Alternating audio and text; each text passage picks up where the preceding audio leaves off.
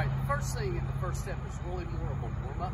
And this is something I got from listening to a podcast with Dan Victor.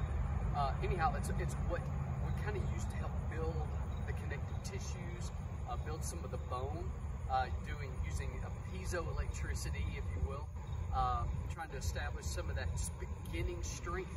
And all it is a simple ankle bounce. And I'm going to keep the balls of my feet on the ground and literally just bounce the heels. That's step one.